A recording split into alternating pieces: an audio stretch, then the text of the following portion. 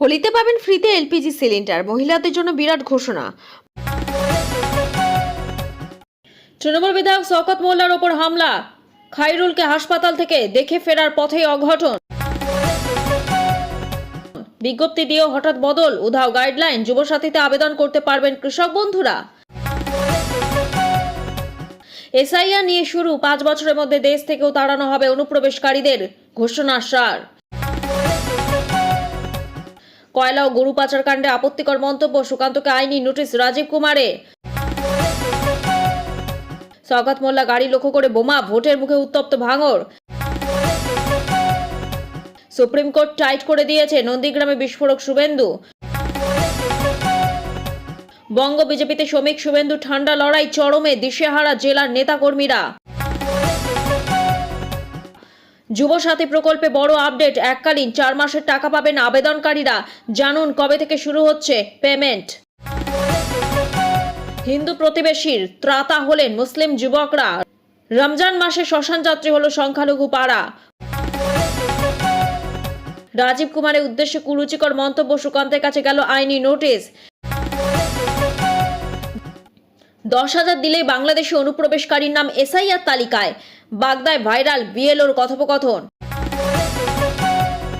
সরকারি কাজে হিন্দি ভাষার জোর, উত্তর পূর্বের রাজ্যগুলির কাছে বিশেষ আর্জি শাহের। শেষ হয়নি কাজ, অসহ্য হয়ে উঠেছিল এসআইআর চাপ, গঙ্গায় ঝাঁপ বিএলওর। লক্ষ্মীর ভান্ডারের না, এবার বেকার ভাতার ফর্ম জমা দিয়ে মুখ্যমন্ত্রীকে ধন্যবাদ বিজেপি নেত্রীর। ক্ষমতায় এলেই বাংলায় বন্ধ মাছ মাংস, ভাইরাল বিজেপি নেতার হুঁশিয়ারি, পাল্টা তৃণমূল। ভোটার তালিকা প্রকাশের আগেই বাংলাদেশি হিন্দুদের বড় সুখবর দিলেন শুভেন্দু, দেখুন। রাজ্যে 6 লাখের বেশি ভুয়ো ভোটার, এসআইআর এর রিপোর্টে চাঞ্চল্যকর তথ্য, কোন জায়গায় সংখ্যাটা সব থেকে বেশি। পশ্চিমবঙ্গে সিএএ রূপায়ণে বড় পদক্ষেপ কেন্দ্রের, জেলা স্তরে গঠিত হলো বিশেষ ক্ষমতাপ্রাপ্ত কমিটি। 5 বছরের মধ্যে দেশ থেকে অনুপ্রবেশকারী নির্মূলের লক্ষ্যমাত্রা অমিত শাহের। বিজেপি ছেড়ে তৃণমূলে যোগ দিলেন 51টি পরিবার। উত্তরবঙ্গে ঝাড়ে বংশে উজাড় পদ্মবন। পূর্ণগ্রাস চন্দ্রগ্রহণের রক্তবর্ণ ধারণ করবে চাঁদ, দোলের রাতে আকাশেও রঙের খেলা। অনুব্রত মণ্ডলে কনভয় আটকে বিক্ষোভ, ফের তৃণমূলে গোষ্ঠীদ্বন্দ্ব বীরভূমে। ট্রেলারের সঙ্গে গাড়ি মুখোমুখি সংঘর্ষ, ওড়িশায় ভয়াবহ দুর্ঘটনায় মৃত 5 পুলিশ কর্মী। প্রান্তিক স্টেশনের কাছে তৃণমূল নেতার দখলে থাকা হোটেল থেকে উদ্ধার তাজা তাজা বোমা। দেওয়ালে লিখবে কে, সেই নিয়ে অশান্তি, সিপিএমকে বেধড়ক মারধর করার অভিযোগ টিএমসি বিরুদ্ধে। বসন্তে হঠাৎ এন্ট্রি বৃষ্টির, সোম থেকেই ভিজবে কলকাতা, ভাসবে এই জেলাগুলি। থানা থেকে বেরোতেই পরপর পড়ল বোমা, ভোটের আগে শওকতের উপর হামলার অভিযোগ। আগের নিয়মে আবেদন করলে হবে বাতিল, যুবসাথী প্রকল্পের নতুন ওয়েবসাইটে আবেদনে খুঁটিনাটি। একই দিনে বিয়ে হওয়ার কথা ছিল, শুভ পরিণয়ে কয়েক ঘন্টা আগে আত্মঘাতী 2 বোন। তরুণী যৌনাঙ্গে স্যানিটাইজার ঢেলে আগুন দিল লিভ ইন সঙ্গী, গ্রেফতার অভিযুক্ত। আফগান সীমান্তে বিমান হামলা, পাক সেনার মৃত অন্তত 17, প্রত্যাঘাত শুধু সময়ের অপেক্ষা, হুঁশিয়ারি তালিবানের। এতক্ষণ শুনছিলেন সংবাদ শিরোনাম, এবার আসছে বিস্তারিত খবরে। যুবসাথী প্রকল্পে বড় আপডেট, এককালীন 4 মাসের টাকা পাবেন আবেদনকারীরা, জানুন কবে থেকে শুরু হচ্ছে পেমেন্ট। পশ্চিমবঙ্গে যুবসাথী প্রকল্পের টাকা কবে থেকে পাওয়া যাবে? 1 এপ্রিল থেকে। কি মিলবে 4 মাসের টাকা একসাথে? প্রকল্পের যোগ্যতা, আবেদন পদ্ধতি এবং গুরুত্বপূর্ণ আপডেটগুলি জানতে পড়ুন এই প্রতিবেদন। পশ্চিমবঙ্গে বেকার যুবক যুবতীদের জন্য রাজ্য বাজেটে ঘোষিত বাংলা যুবসাথী প্রকল্প নিয়ে সাধারণ মানুষের মধ্যে প্রবল উৎসাহ তৈরি হয়েছে। অর্থমন্ত্রী চন্দ্রিমা ভট্টাচার্য 2026-27 অর্থবর্ষের অন্তর্বর্তীকালীন বাজেটে এই প্রকল্পের ঘোষণা করেছেন, যেখানে রাজ্যের শিক্ষিত বেকারদের আর্থিক সহায়তার কথা বলা হয়েছে। সম্প্রতি প্রশাসনিক মহলে গুঞ্জন শুরু হয়েছে যে আবেদনকারীরা হয়তো এককালীন 4 মাসের টাকা পেতে পারেন, তবে ঠিক কবে থেকে এই টাকা মিলবে এবং কারা এই সুবিধার আওতায় আসবেন তা নিয়ে বিস্তারিত তথ্য সামনে এসেছে। রাজ্য সরকারের এই জনকল্যাণমুখী প্রকল্পের মূল লক্ষ্য হলো বেকার যুবক যুবতীদের চাকরি প্রস্তুতি বা প্রশিক্ষণের সময় সাময়িক আর্থিক সহায়তা প্রদান করা। এই প্রকল্পের আওতায় যোগ্য আবেদনকারীরা প্রতি মাসে 1500 টাকা করে বেকার ভাতা পাবেন। বছরে মোট 18,000 টাকা এবং সর্বোচ্চ 5 বছর পর্যন্ত এই সুবিধা পাওয়া যেতে পারে, যার মোট অঙ্ক দাঁড়ায় 90,000 টাকা।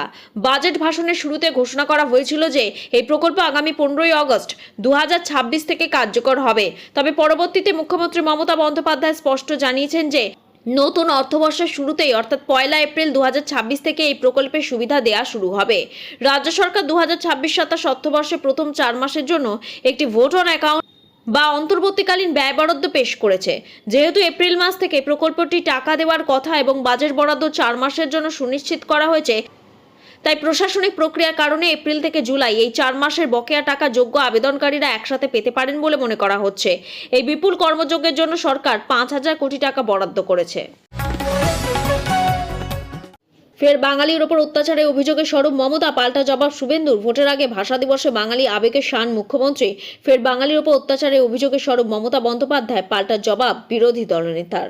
আমি অনেক জায়গায় দেখতে পাচ্ছি বাংলা ভাষায় কথা বললে তার পেছনে একটা অনুপ্রবেশকারী তকমা লাগিয়ে দিয়ে তাদের ওপর অত্যাচার করা হচ্ছে। এই দেশে আমার এখানেও 1 কোটি 1.5 কোটি লোক কাজ করেন বাইরের। তাহলে আমাদের লোকেরা কি অপরাধ করলো যে আজকে তাদের উপরে সন্ত্রাস চালাতে হবে? আর যারা অত্যাচার করছেন একটা পার্টিকুলার বিধর্মী কিছু লোকজন, বাংলা বিদ্বেষী, মানব না, বাংলার অসম্মান। একমাত্র মানুষের কাছে আমরা মাথা নত করি, আমরা দিল্লির লাড্ডুদের কাছে করি না। সরি, দিল্লি থেকে এসে বাংলা দখল করা যায় না। উনি কিভাবে আরবি ভাষা ঢুকিয়েছেন, জলকে পানি, আকাশকে আসমান, আপনি দেখবেন কত কত ভাষা আছে। রামধনুকে কি বলেছেন এগুলো পড়বেন। চাচা চাচি, আব্বা আম্মা, এসব কত কথা সেখানে বলা আছে। উনি যে স্লোগানগুলো দেন, ইনশাল্লাহ, মুক্ত মুখরা, সব মিটিংয়ে আমরা শুনি। ওটা কি বাংলা নাকি? উনি পশ্চিমবাংলা থেকে বাংলার সংস্কৃতি তুলে দিয়ে যে সংস্কৃতিটা আনতে চাইছেন এটা আরবি সংস্কৃতি। শওকত মোল্লা গাড়ি লক্ষ্য করে বোমা, ভোটের মুখে উত্তপ্ত ভাঙড়। ক্যানিং পূর্বে তৃণমূল বিধায়ক শওকত মোল্লা গাড়ি লক্ষ্য করে বোমাবাজি অভিযোগ, ভোটের মুখে ফের উত্তপ্ত ভাঙড়। অভিযোগ আইএসএফ এর মদতে হামলা ও বোমাবাজি করা হয়। যদিও অভিযোগ অস্বীকার করেছে আইএসএফ। গোটা ঘটনার নিরপেক্ষ তদন্তের দাবি জানিয়েছেন আইএসএফ বিধায়ক নওশাদ সিদ্দিকী। ঘটনার সূত্রপাত শনিবার সন্ধে ভাঙড়ে পোলেহাট থানা গাজীপুরে একটি দেওয়াল লিখনের জন্য দখল করে আইএসএফ। তার পাশেই দেওয়াল দখল করে তৃণমূল, কিন্তু আইএসএফ এর অভিযোগ তাদের দেওয়াল লিখন মুছে দেওয়া হয়, জোর করে দখল করা হয়। অশান্তির মাঝে এই ঘটনার পর স্থানীয় তৃণমূল নেতা খৈরুল ইসলাম সহ আরও বেশ কয়েকজন সেখানে যান। অভিযোগ সেই সময় আইএসএফ এর সঙ্গে তৃণমূলে অশান্তি বাধে। দুপক্ষে হাতাহাতিতে আইএসএফ ও তৃণমূলে বেশ কয়েকজন জখম হন। আইএসএফ এর হামলায় তৃণমূল কর্মীদের 2টি গাড়ি ভাঙচুর করা হয়, আহতরা কলকাতার হাসপাতালে ভর্তি। এদিকে এই ঘটনার কিছুক্ষণ পরে মিটিং সেরে ক্যানিং পূর্বে তৃণমূল বিধায়ক শওকত মোল্লা যাচ্ছিলেন। অভিযোগ সেই সময় তার গাড়ি লক্ষ্য করে হামলা চালানো হয়, বোমাবাজি করা হয়। শওকতের দাবি গুলি চলে 1 রাউন্ড।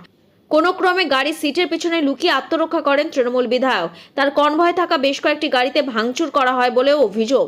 শওকত মোল্লার দাবি আইএসএফ বিধায়ক নওশাদ সিদ্দিকীর মদতেই হামলা চালানো হয়েছে। যদিও এই অভিযোগ উড়িয়ে দিয়েছেন আইএসএফ বিধায়ক নওশাদ সিদ্দিকী।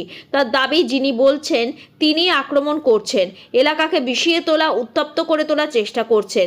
এই ঘটনার নিরপেক্ষ তদন্তের দাবিতে সরব নওশাদ। রাত থেকে দফায় দফায় উত্তপ্ত ভাঙড়ে বিভিন্ন প্রান্তে বিশাল পুলিশ বাহিনী মোতায়েন করা হয়েছে, যাতে নতুন করে আর কোনো অশান্তি তৈরি না হয় সেদিকে খেয়াল রাখছেন পুলিশ কর্মীরা। এই 2 ঘটনায় জড়িত সন্দেহে এখনো কাউকে আটক বা গ্রেফতার করা হয়নি।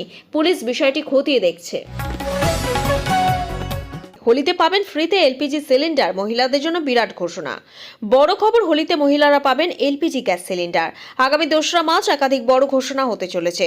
মহিলাদের আর্থিক সহায়তা, ফ্রিতে ভ্রমণ, অভিযোগের দ্রুত সমাধানের মতো নানা গুরুত্বপূর্ণ ঘোষণা করা হতে পারে। এই সব ঘোষণাই হবে দিল্লি সরকারের প্রথম বর্ষপূর্তি উপলক্ষে। আগামী 2রা মার্চ এই অনুষ্ঠান হবে। সেখানে উপস্থিত থাকতে পারেন রাষ্ট্রপতি দ্রৌপদী মুর্মু। হিন্দুস্তান টাইমসের প্রতিবেদন অনুযায়ী আর্থিকভাবে পিছিয়ে পড়া মহিলাদের বিনামূল্যে এলপিজি সিলিন্ডার দেওয়ার ঘোষণা করা হবে ওই অনুষ্ঠান থেকে।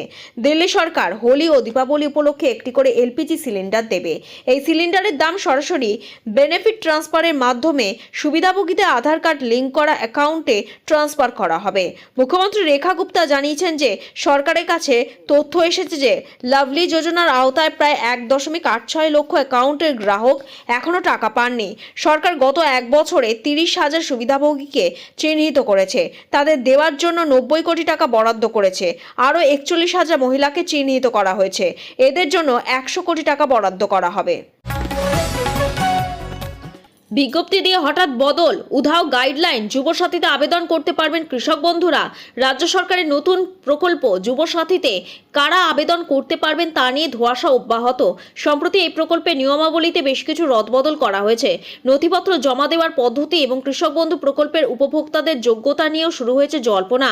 যুবসাথীর অনলাইন আবেদনের ক্ষেত্রে নিয়ম বদল। জানা গিয়েছে যুবসাথী অনলাইন আবেদনের প্রক্রিয়া স্বচ্ছতা আনতে ডকুমেন্ট আপলোডের ক্ষেত্রে নিয়মে কিছু বদল আনা হয়েছে।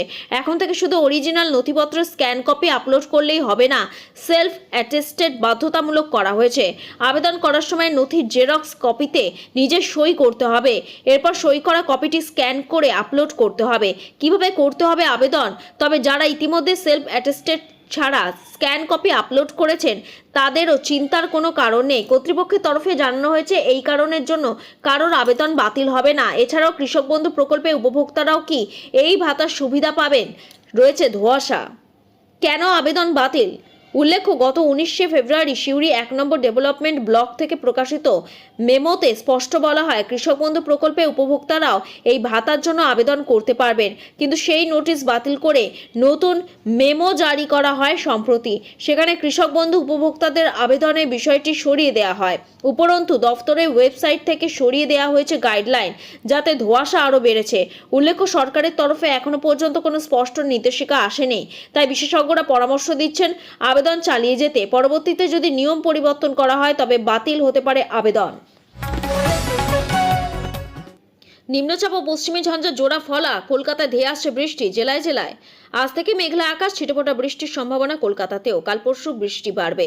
দক্ষিণবঙ্গে 8 ও উত্তরবঙ্গে 3 জেলায় বৃষ্টির সম্ভাবনা বেশি। পরপর পশ্চিমী ঝঞ্ঝার প্রভাব উত্তরবঙ্গে। দক্ষিণবঙ্গের বঙ্গোপসাগর থেকে জলীয় বাষ্প ঢুকে বৃষ্টির সম্ভাবনা। দক্ষিণ বঙ্গোপসাগরে একের পর এক নিম্নচাপ, জলীয় বাষ্প ঢুকবে ওড়িশা এবং বাংলা সংলগ্ন উপকূলে। আংশিক মেঘলা আকাশের সম্ভাবনা। আগামী দুদিনে 2 ডিগ্রি সেলসিয়াস তাপমাত্রা বাড়তে পারে দক্ষিণবঙ্গে। সর্বনিম্ন তাপমাত্রা আরও সামান্য বাড়তে পারে বলে ইঙ্গিত আবহাওয়া দফতরের। সকাল ও রাতে শীতের আমেজ ক্রমশ উধাও। দিনের শীতের অনুভূতি ইতিমধ্যেই কমে গেছে। মেঘলা আকাশ শুরু হয়েছে দক্ষিণবঙ্গে। আগামী সপ্তাহে হালকা বৃষ্টির সামান্য সম্ভাবনা। বৃষ্টি হতে পারে সোমবার এবং মঙ্গলবার। ওড়িশা ও সংলগ্ন উপকূল জেলাতে বৃষ্টির সম্ভাবনা বেশি থাকবে। কলকাতা, হাওড়া, হুগলি, পূর্ব ও পশ্চিম মেদিনীপুর, ঝাড়গ্রাম, উত্তর ও দক্ষিণ 24 পরগনাতেও মেঘলা আকাশ এবং বৃষ্টির সম্ভাবনা। সোমবার বৃষ্টি হবে দক্ষিণ 24 পরগনা, পূর্ব ও পশ্চিম মেদিনীপুর এবং ঝাড়গ্রাম জেলাতে। মঙ্গলবার বৃষ্টির সম্ভাবনা বেশি থাকবে কলকাতা, হাওড়া, হুগলি, উত্তর ও দক্ষিণ 24 পরগনা, পূর্ব পশ্চিম মেদিনীপুর এবং ঝাড়গ্রাম জেলাতে। উত্তরবঙ্গে সোমবার এবং মঙ্গলবার পার্বত্য এলাকায় হালকা বৃষ্টির সামান্য সম্ভাবনা। মূলত একের পর এক পশ্চিমী ঝঞ্ঝার কারণে এই বৃষ্টিপাতের সম্ভাবনা বেশি থাকবে দার্জিলিং, জলপাইগুড়ি এবং কালিম্পং জেলাতে। উত্তরবঙ্গে আগামী কয়েকদিনের তাপমাত্রা বড় পরিবর্তন নেই। আগামী 7 দিন একই রকম থাকবে পারদ। দার্জিলিং ও সংলগ্ন পার্বত্য এলাকায় আগামী কয়েকদিনে 6 থেকে 8 ডিগ্রি সেলসিয়াসের মতো থাকবে তাপমাত্রা। এসআইআর নিয়ে শুরু। 5 বছরের মধ্যে দেশ থেকেও তাড়ানো হবে অনুপ্রবেশকারীদের, ঘোষণা শাহর। এসআইআর নিয়ে ইতিমধ্যে বাংলা সহ বেশ কয়েকটি রাজ্যের রীতিমতো আতঙ্কের আবহ। যে পর্যন্ত যে কটা রাজ্যের ভোটার তালিকা প্রকাশ হয়েছে সব রাজ্যে 8 থেকে 12% ভোটার বাদ গিয়েছেন। আগামী দিনে বাংলাতেও একই পরিস্থিতি হতে পারে বলে আশঙ্কা করা হচ্ছে। এই পরিস্থিতিতে তথাকথিত অনুপ্রবেশকারীদের আতঙ্ক আরও বাড়িয়ে দিলেন কেন্দ্রীয় স্বরাষ্ট্রমন্ত্রী অমিত শাহ। অসমের এক সরকারি অনুষ্ঠানে তিনি ঘোষণা করে দিলেন সে রাজ্যে বিজেপি ক্ষমতায় ফিরলে আগামী 5 বছরের মধ্যে অনুপ্রবেশকারীদের খুঁজে খুঁজে দেশ থেকে তাড়ানো হবে। শনিবার অসম পুলিশের 10 নম্বর ব্যাটালিয়নে একটি নতুন ক্যাম্পাসের শিলান্যাস হয় অসমে। কেন্দ্রীয় স্বরাষ্ট্রমন্ত্রী জানান অনুপ্রবেশকারীরা যে জমি দখল দখল করে রেখেছিল সেই দখলমুক্ত করা জমিতেই তৈরি হবে অসম পুলিশের নয়া ক্যাম্পাস। নয়া ক্যাম্পাসের শিলান্যাস করে কেন্দ্রীয় স্বরাষ্ট্রমন্ত্রীর হুঙ্কার, আগামী 31শে মার্চের মধ্যে দেশ থেকে মাওবাদ নির্মূল করার লক্ষ্যমাত্রা নিয়েছে কেন্দ্রীয় সরকার। সেই লক্ষ্যে এগোচ্ছে সরকার। দেশ থেকে যদি মাওবাদ নির্মূল করা যায় তবে অনুপ্রবেশকারীদেরও নির্মূল করা সম্ভব। স্বরাষ্ট্রমন্ত্রীর হুঙ্কার, আগামী 31শে মার্চের মধ্যে দেশ থেকে মাওবাদ নির্মূল করার লক্ষ্যমাত্রা নিয়েছে কেন্দ্রীয় সরকার। সেই লক্ষ্যে এগোচ্ছে সরকার। দেশ থেকে যদি মাওবাদ নির্মূল করা যায় তবে অনুপ্রবেশকারীদেরও নির্মূল করা সম্ভব। ভোটের আগে ফের হুমায়ুনের দলের ডাকে জোটের দ্বিতীয় বৈঠক। কোন কোন দল উপস্থিত ছিল? শনিবার বেগবাগান বৈঠকে বসলেন জনতা উন্নয়ন পার্টি বা জেইউপি, মিম সহ একাধিক দলের প্রতিনিধিরা। সূত্রে খবর, জোট বৈঠকে মূলত আসন বন্টন, কোথায় কোন দল সক্রিয়, কার কোথায় শক্তি বেশি, এই বিষয়গুলো নিয়ে আলোচনা হয়েছে। কিন্তু এই জোট কি সংখ্যালঘু ভোট ব্যাংকে প্রভাব ফেলবে, উঠছে সেই প্রশ্নটাও। 10,000 দিলেই বাংলাদেশি অনুপ্রবেশকারীর নাম এসআইআর তালিকায়। বাগদায় ভাইরাল বিএলওর কথোপকথন। ফেলো করি মাখো তেল, এই প্রবাদই যেন প্রযোজ্য এসআইআরে ভোটার তালিকায় নাম তোলায়। 10,000 টাকা মাথাপিছু দিলেই বাংলাদেশি অনুপ্রবেশকারীর নাম ভোটার তালিকায় যোগ হয়ে যাবে। এসআইআর আবহে এই অডিও ভাইরাল হয়েছে। তালিকায় নাম তুলে দিতে টাকা চাইছেন খোদ বিএলও। চাঞ্চল্যকর ঘটনাটি ঘটেছে উত্তর 24 পরগনার বনগাঁর বাগদায়। শুরু হয়েছে বিজেপি তৃণমূল রাজনৈতিক চর্চাও।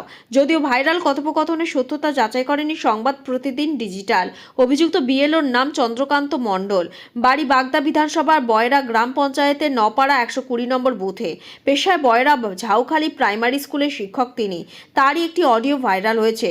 ওই অডিওয়ে শোনা গেছে বয়রা নপাড়ায় 120 নম্বর বুথের এক ব্যক্তির সঙ্গে কথা বলছেন তিনি। জনৈক ব্যক্তির পরিবারের সদস্যদের নাম ভোটার তালিকায় তুলে দেওয়ার জন্য 10,000 টাকা করে মাথাপিছু দাবি জানানো হয়েছে। 6 জনের নাম তোলার জন্য বলা হয়েছে। সেক্ষেত্রে 50,000 টাকা দাবি করা হয়েছে। মাইক্রো অবজারভারদের নাম করে ওই টাকা চাওয়া হয়েছে বলে অভিযোগ। এই বিষয়ে জানাজানি পরই বাগদার প্রাক্তন বিধায়ক দুলাল বর ইমেলের মাধ্যমে জেলাশাসক, মহকুমা শাসক ও ভিডিওর কাছে বিএলওর বিরুদ্ধে লিখিত অভিযোগ জানিয়েছেন। জনৈক ব্যক্তির পরিবারের সদস্যদের নাম ভোটার তালিকায় তুলে দেওয়ার জন্য 10,000 টাকা করে মাথাপিছু দাবি জানানো হয়েছে। 6 জনের নাম তোলার কথা বলা হয়েছে। সেক্ষেত্রে 50,000 টাকা দাবি করা হয়েছে। যে ব্যক্তির থেকে টাকা চাওয়া হয়েছে তিনি বাংলাদেশি অনুপ্রবেশকারী বলে অভিযোগ। তার পরিবারের সদস্যরাও বাংলাদেশ থেকে বেশি দিন হয়নি এসেছেন। এদেশে পরিচয়পত্র ঘুরপথে তৈরি করানো হচ্ছে। 2002 সালে ভোটার তালিকায় ওই পরিবারে কারোর নাম নেই বলে খবর। এসআইআর আবহে ওই পরিবারের সদস্যদের নাম ভোটার তালিকায় তুলে দেওয়ার জন্য মোট 50,000 টাকা দাবি করা হয়েছে বলে অভিযোগ। যদিও এই অভিযোগ অস্বীকার করেছেন অভিযুক্ত বিএলও।